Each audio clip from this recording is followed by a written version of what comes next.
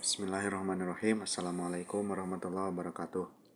Perkenalkan, nama saya Muhammad Iqbal Hasan, mahasiswa dari STIT Manggala, Prodi Ekonomi Syariah. Ya, semester 3.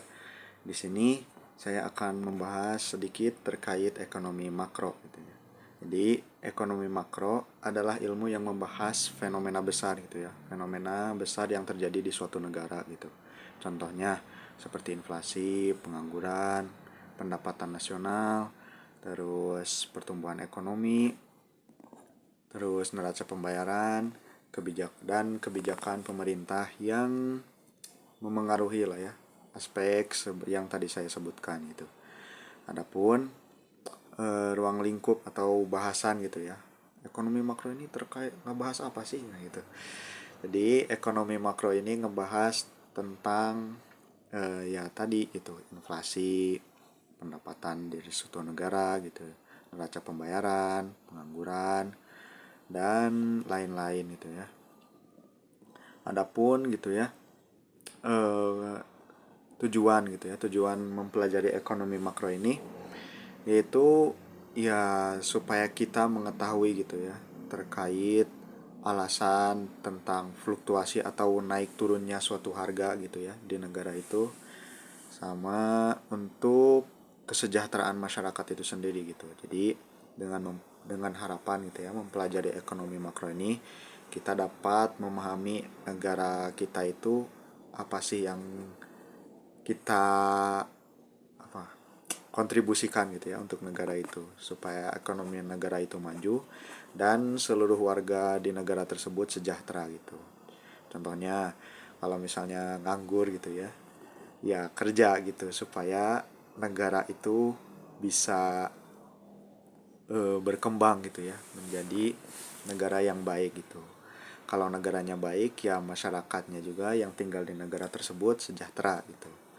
Nah, adapun masalah yang dikaji gitu ya tentang ekonomi makro ini sebenarnya terkait masalah dan eh, indikator ya terkait melihat suatu negara itu ekonominya maju atau tidak gitu ya. Sama-sama saja sih. Yang ngebahasnya tentang inflasi gitu ya, pengangguran, kebijakan moneter dan fiskal. Kalau moneter mungkin kebijakannya dari bank gitu ya, bank ada di negara itu. Kalau fiskal itu dari pemerintah gitu, pemerintah. Ya tentang pendapatan nasional, terus ya PDB gitu ya, produk domestik bruto gitu ya. Yang membahas terkait eh,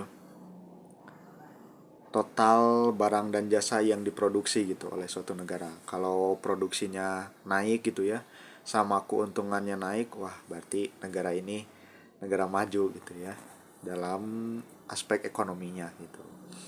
Adapun perbedaan terkait ekonomi makro gitu ya dengan ekonomi mikro, meskipun beda huruf gitu ya, tapi perbedaannya itu cukup jomblang gitu ya.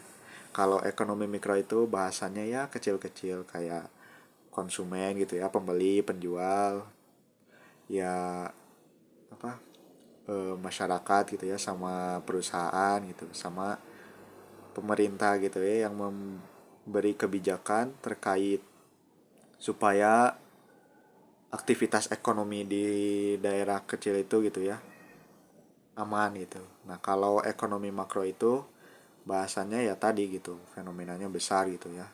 Dilihatnya bukan dari sudut pandang produsen konsumen saja gitu.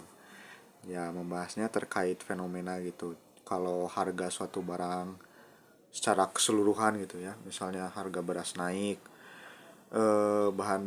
bensin naik gitu ya, bahan bakar, dan ya seperti pendamping gitu ya, makanan-makanan, minuman-minuman gitu ya, atau tempat-tempat ini harganya naik gitu ya, otomatis itu bahasanya ekonomi makro gitu.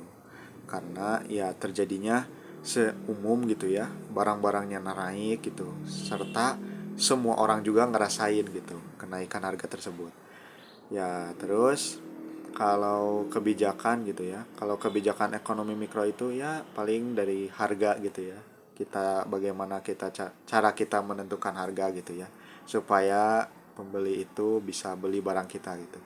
Nah, sedangkan kalau ekonomi makro itu kebijakannya itu bukan untuk pemerintahnya saja gitu. Jadi keseluruhan gitu, pemerintahnya ngerasa gitu ya terkait kebijakannya. Kalau enak, pemerintahnya ngerasa enak, masyarakat di suatu negara, warga di negara tersebut enak gitu ya. Nah itu. Terus eh mungkin itu saja sih terkait ekonomi makro itu. Sebenarnya simpel sih.